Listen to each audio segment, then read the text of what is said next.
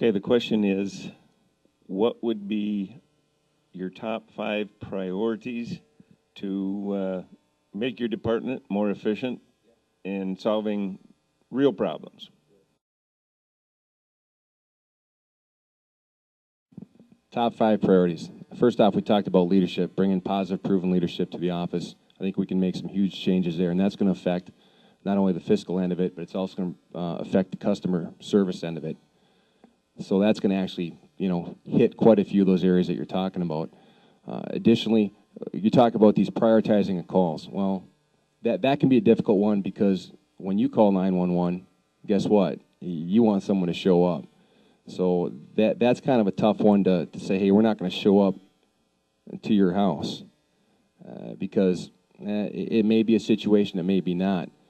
As far as triaging calls, if we get called, we pretty much, for the most part, have to go. Now, we can perhaps reevaluate our protocols, and the correct person over there would be Mrs. Stoffel with communications over there, but there could be a way perhaps where we do start to triage some of these calls that come in, and maybe some of these things can be handled over the phone. Maybe some of these things can be handled by sending out a form or a witness statement or something like that.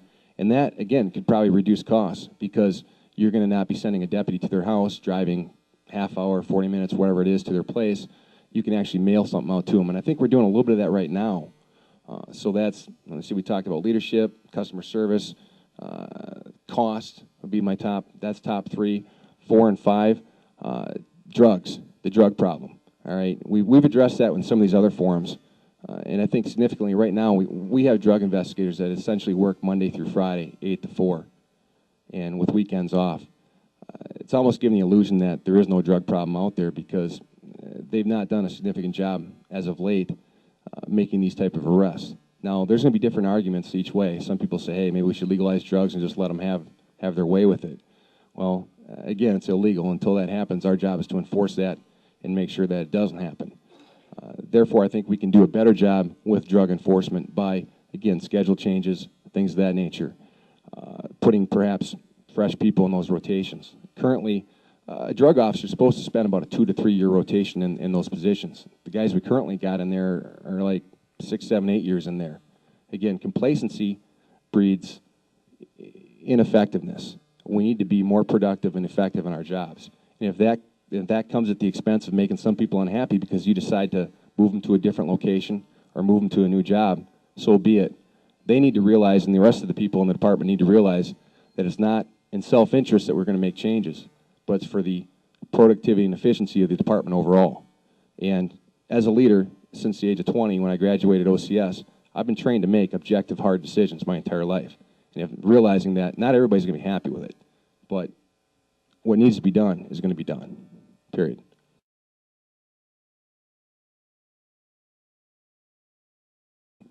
I guess leadership obviously would be the top with myself as well.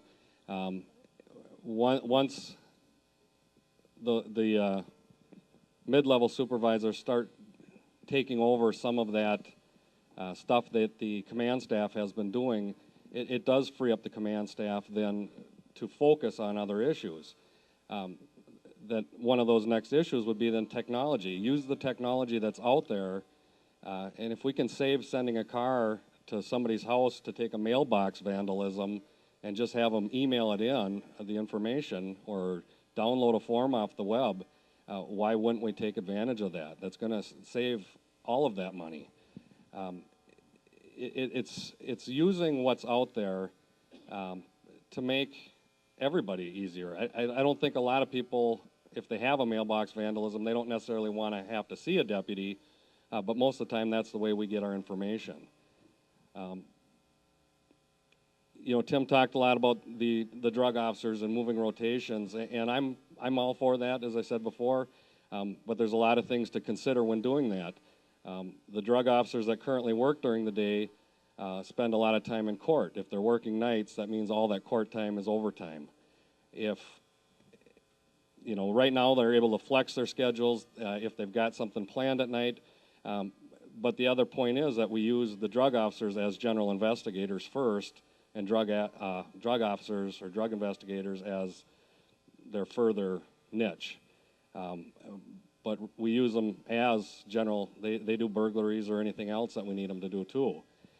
So we just have to experiment with some things, move it around. I'm absolutely not opposed to moving some shifts around or doing some rotation changes. Obviously, some of that may have to come to a union agreement. You know, and that's just where the administration and the union have to communicate, which would be another priority, is to get that communication better. I'm sure Tim would attest to this. There's a communication problem right now. You know, I'm not going to say it's one way to the other. It's both ways, and we all, in all three divisions of the Sheriff's Department, have to learn to talk to each other, so that there's not a lot of leaps being made that really weren't intended. I don't think I actually have 5 priorities for you specific, but that's kind of where I'm focusing.